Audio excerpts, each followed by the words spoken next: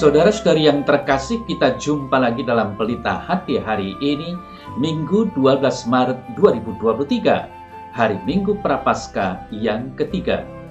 Bersama saya Romo Thomas Suratno SC dari Paroki Cilandak, Jakarta Selatan, mendengar dan merenungkan sabda Tuhan, yakni firman Tuhan yang tersurat dalam Injil Yohanes, bab atau pasal 4, ayat 13 sampai dengan 15, ayat 21 sampai dengan ayat 26, ayat 28 sampai dengan ayat 30, dan ayat 39 sampai dengan ayat 42.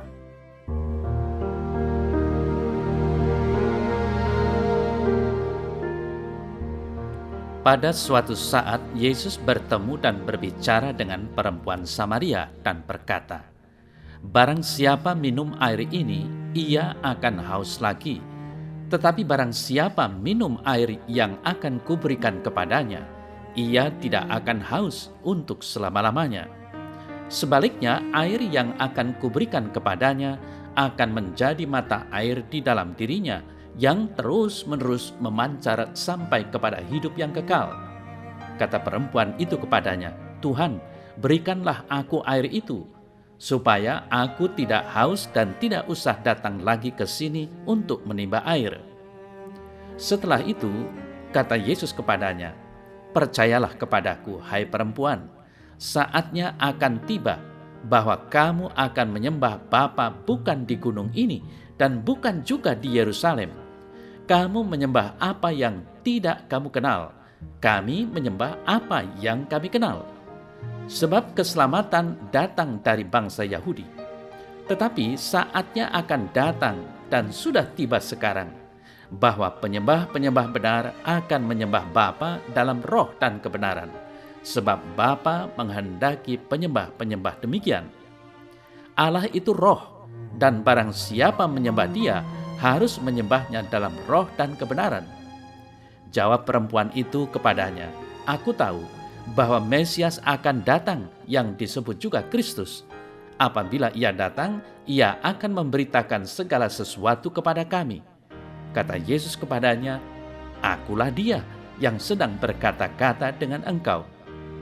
Maka perempuan itu meninggalkan tempayannya di situ, lalu pergi ke kota dan berkata kepada orang-orang yang di situ, "Mari, lihat, di sana ada seorang yang mengatakan kepadaku segala sesuatu yang telah kuperbuat. Mungkinkah dia Kristus itu?" Mungkinkah dia Kristus itu? Maka mereka pun pergi keluar kota, lalu datang kepada Yesus.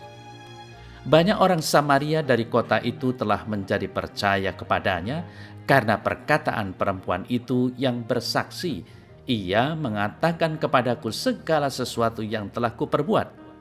Ketika orang-orang Samaria itu sampai kepada Yesus, mereka meminta kepadanya supaya ia tinggal pada mereka, dan ia pun tinggal di situ 2 hari lamanya.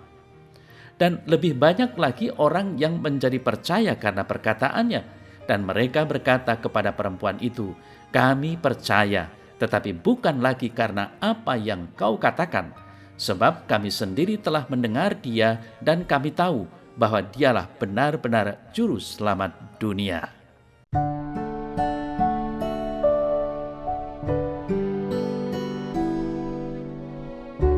Saudara-saudari yang terkasih, dalam minggu ketiga dalam masa Prapaskah ini, Injil Yohanes sepertinya ingin menampilkan dimensi kemanusiaan Yesus ketika Dia mengatakan, "Berilah aku minum." Namun Santo Agustinus mengartikannya dengan lebih dalam, bahwa Yesus haus akan jiwa-jiwa yang ingin diselamatkannya. Dan seseorang memperoleh keselamatan jiwanya hanya jika ia menerima air kehidupan, yaitu Yesus sendiri, karena hanya di dalam Yesus ada kehidupan kekal. Kelihatannya ini adalah barter atau pertukaran yang sungguh menguntungkan kita, karena kita hanya memberikan segelas air atau diri kita sendiri, dan Yesus memberikan kehidupan kekal, yaitu dengan memberikan dirinya. Namun, pada warta minggu ini, hal yang menguntungkan kita adalah suatu tawaran yang nyata. Karena Kristus benar-benar mencari jiwa tanpa lelah di dalam setiap kesempatan. Dia datang kepada manusia dan kepada masing-masing dari kita, memohon agar kita semua mau menerima tawaran air kehidupan, yaitu tawaran keselamatan.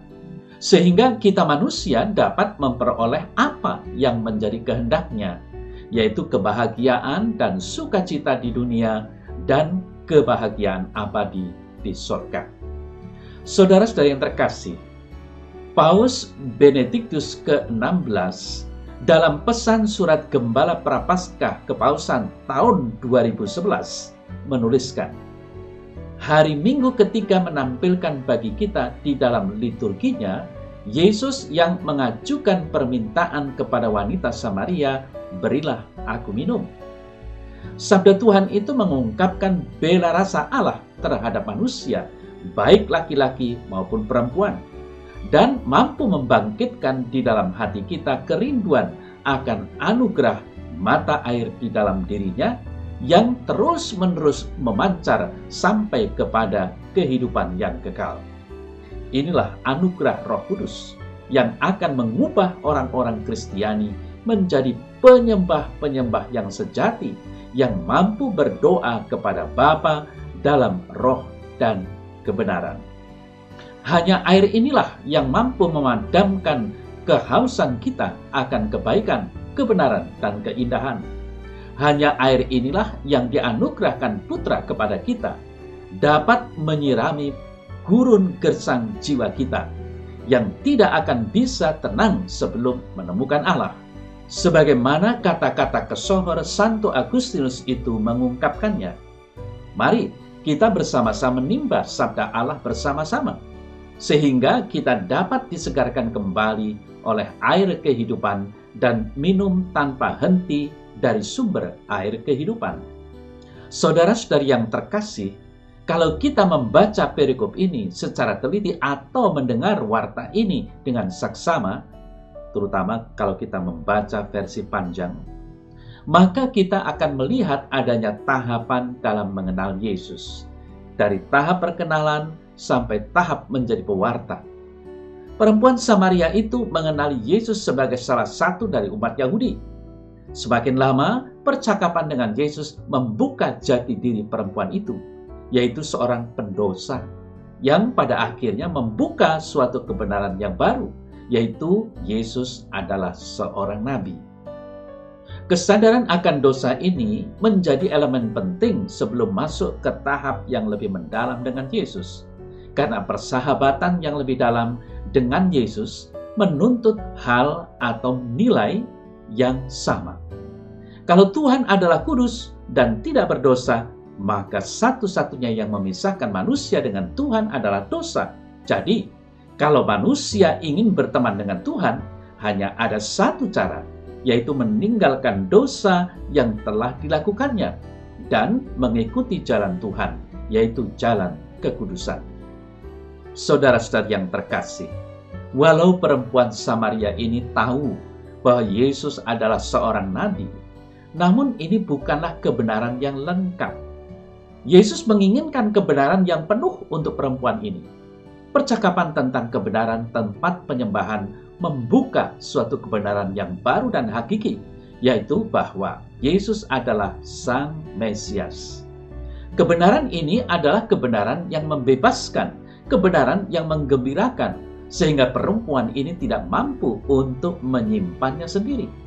Meninggalkan segala miliknya, dia berkeliling kota menceritakan apa yang dialaminya bersama dengan Kristus, sehingga banyak orang yang percaya akan cerita perempuan Samaria ini.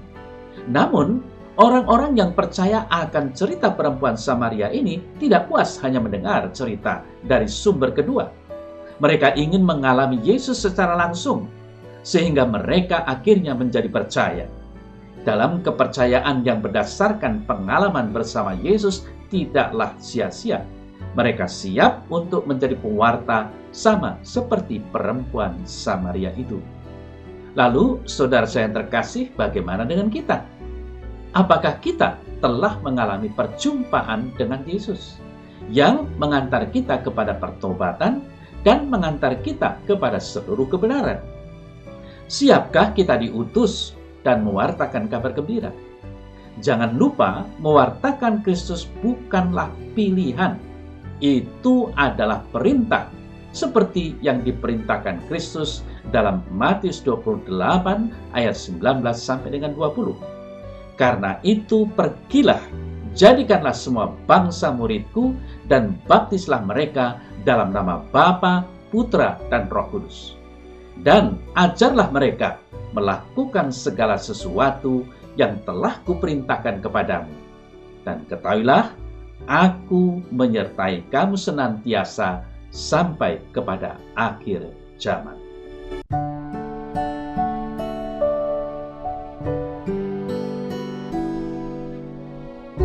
Dalam nama Bapa dan Putra dan Roh Kudus. Amin. Ya Tuhan Allah, ampunilah dosa-dosaku. Aku sadar bahwa pernah atau bahkan sering mencari sumber air kehidupan di luar diri-Mu. Hal itu menunjukkan kurang teguhnya iman kepercayaanku. Maka curahkanlah Roh Kudus-Mu, sucikan dan kuatkan diriku sehingga aku mampu untuk bertobat, terutama dalam masa Prapaskah ini. Amin.